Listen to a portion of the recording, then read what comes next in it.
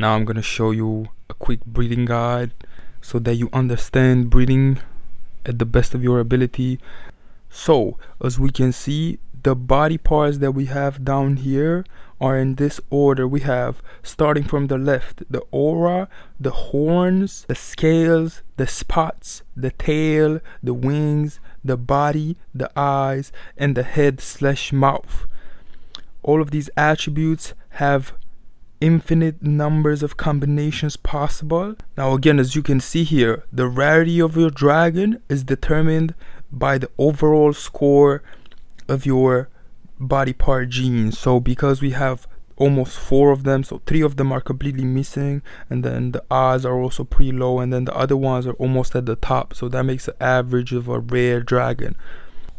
We have again 2 options of breeding. Just like fighting, we can send our dragon to the breeding grounds, and we can see here clearly that it says you can earn on your dragon by sending it to the breed place. Someone will pay 139 ZLP to breed with your dragon. We can tap here, place to breed. We're gonna tap a transaction, and whenever you do this, you will not get a new dragon, but you will get ZLP. So that amount of ZLP, 20% goes to the reward pool seen on screen, and the rest of 80% goes into the wallet of the owner of the dragon who has put up for breed, in this case you. Now we can also go to breeding, and if we check this menu out, we can see there's a lot of different dragons to breed, but we can simply use the filter at the top. First of all, I think for a beginner, you want to start by sorting them by price.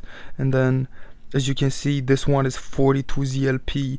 And for example, we tap on it, we add our dragon. And if we scroll down, see the battle stats, scroll down more, we're going to see the body parts.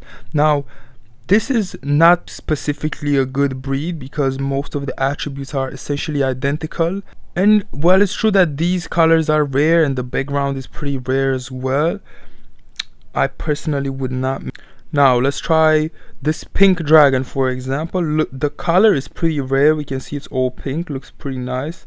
We're gonna add our own dragon, and now we scroll down to the battle genes. Now this is something that I would definitely make. As we can see, there's a lot of missing parts that we can find here. For example, the aura at the top, the scales and the spots, we could definitely put those in, and this is gonna make a nice breed. So whenever you breed with the dragons in the breeding, you pay the price up here to the owner of this dragon. 20% goes to reward pool, as I mentioned earlier, and you will get a new dragon. So essentially, if you already have a dragon, you could just breed and get new dragons for a cheaper price than the eggs in the store. But that also means that you will be limited, because from an egg from the store you could get an immortal dragon, but over here, if you breed with these dragons, the biggest rarity that you will get is a legendary. You cannot go up above each of the parents' rarity. So, and there's a 30% chance of getting a stat from each parent. That makes 60%, and there's 40% random.